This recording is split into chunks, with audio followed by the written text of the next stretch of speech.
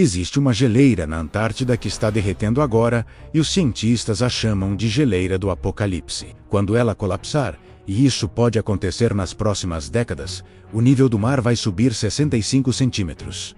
Parece pouco, é suficiente para inundar casas de 250 milhões de pessoas. Rio de Janeiro, Santos, Miami, Nova York, menos todas debaixo d'água. Mas isso é só o começo. A Antártida guarda 26,5 milhões de quilômetros cúbicos de gelo. Se tudo derreter, o oceano sobe 58 metros menos mais alto que o Cristo Redentor. E em 2023, cientistas fizeram uma descoberta assustadora debaixo do gelo. Vírus antigos que estavam congelados há 48 mil anos foram ressuscitados em laboratório. A questão não é mais Sergipe vai acontecer, mas quando e o que mais está escondido lá embaixo, esperando para ser liberado. Para entender o caos que seria o derretimento total da Antártida, a gente precisa descobrir 3 coisas. Primeira, como ficaria o Brasil e o mundo se todo esse gelo virasse água? Segunda, por que a geleira do Apocalipse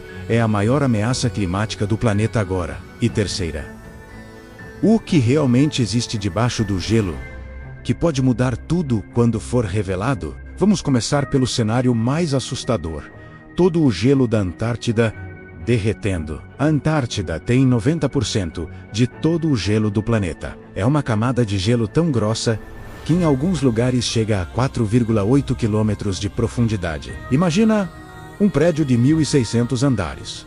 É essa a altura do gelo em certas regiões. Se tudo isso derretesse, o nível global dos oceanos subiria 58 metros. Mas o que isso significa na prática? Bem, vamos começar pelo Brasil. O Rio de Janeiro seria devastado, Copacabana, Ipanema, Leblon. Todas as praias desapareceriam. A água chegaria até o pé dos morros. O Cristo Redentor, que fica a 710 metros de altitude, ficaria bem. Mas o Pão de Açúcar, com 396 metros, viraria uma ilha no meio do oceano. Santos, o maior porto da América Latina, estaria completamente submerso. São Paulo não seria atingida diretamente porque fica no Planalto, mas perderia seu acesso ao mar. Recife, Fortaleza, Salvador, todas as capitais litorâneas teriam suas áreas costeiras inundadas. Florianópolis viraria um arquipélago de ilhas menores. No mundo, a situação seria ainda pior. Miami desapareceria completamente. Nova York ficaria debaixo d'água até Manhattan.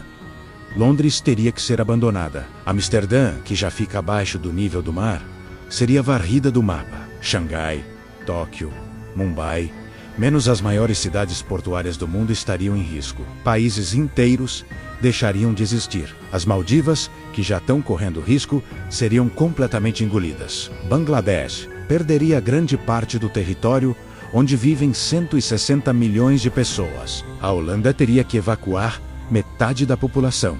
Mas tem algo que a maioria das pessoas não sabe.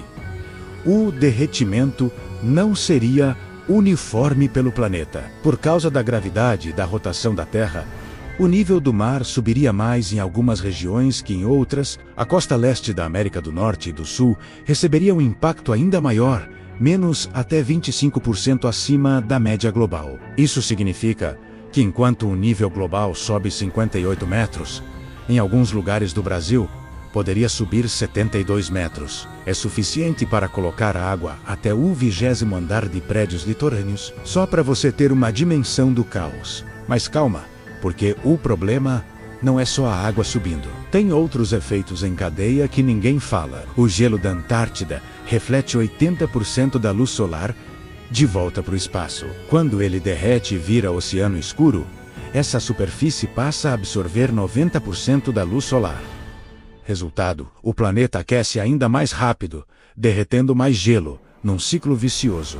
Além disso, bilhões de toneladas de água doce sendo despejadas no oceano salgado mudaria as correntes oceânicas. A corrente do Golfo, que mantém a Europa aquecida, poderia parar. Ironicamente, enquanto o planeta aquece, a Europa poderia entrar numa era glacial. Mas espera até você descobrir que existe uma geleira específica que está acelerando todo esse processo agora. A geleira Thwaites, também conhecida como geleira do Apocalipse ou geleira do juízo final. É do tamanho da Flórida inteira. São 192 mil quilômetros quadrados de gelo, quase do tamanho do estado de São Paulo.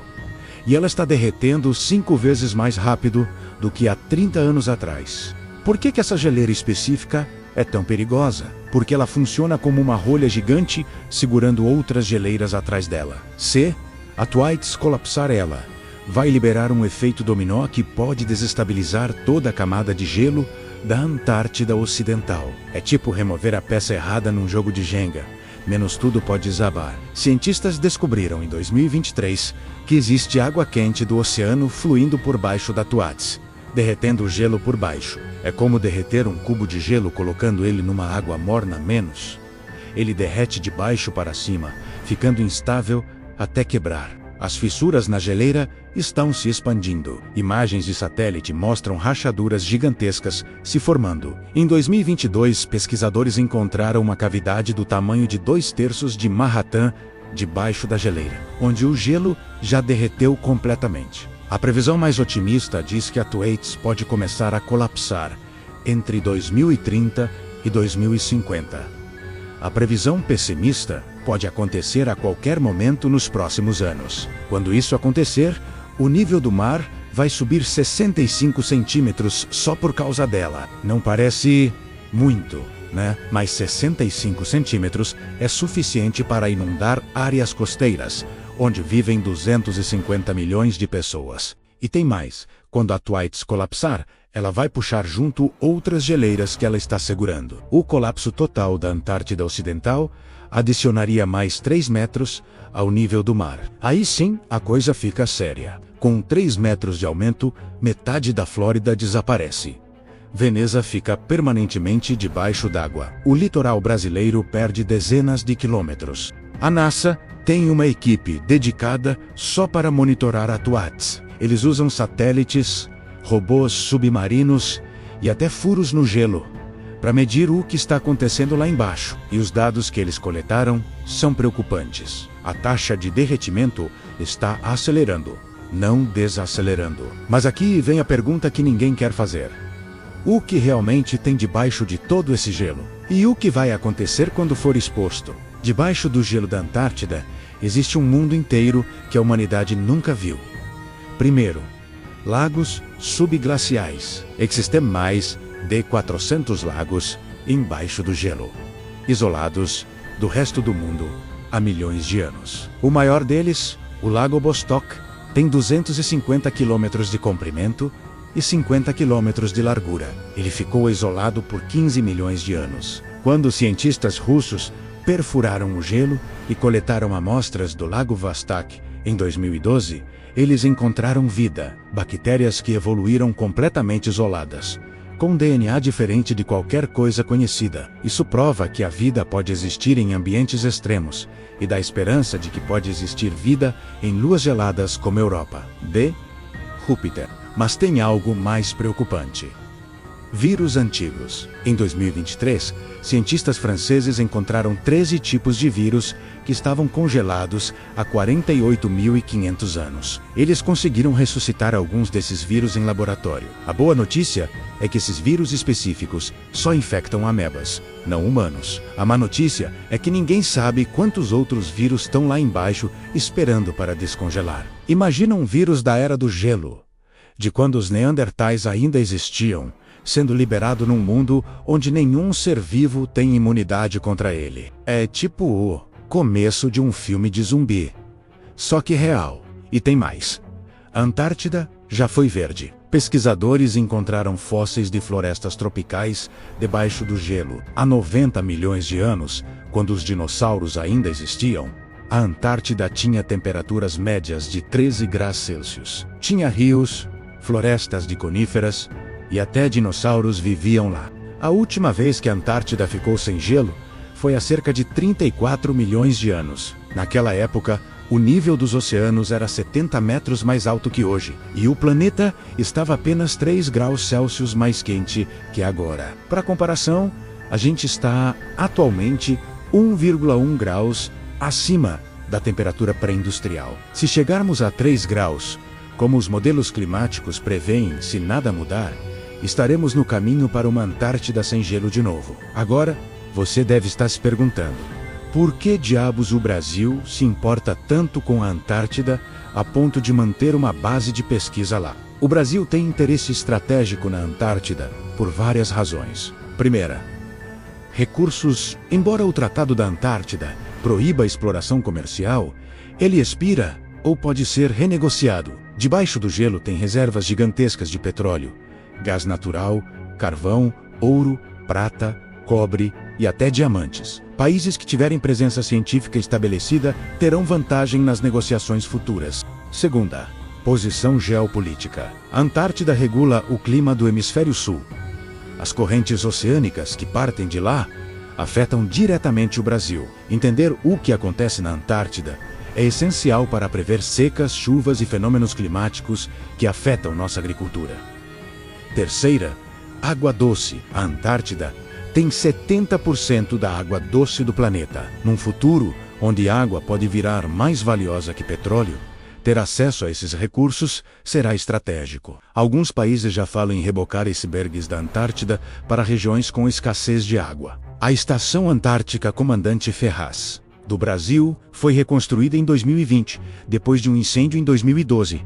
Ela é uma das mais avançadas da Antártida, com capacidade para 64 pesquisadores e laboratórios de ponta. O Brasil investe milhões todo ano para manter presença científica lá.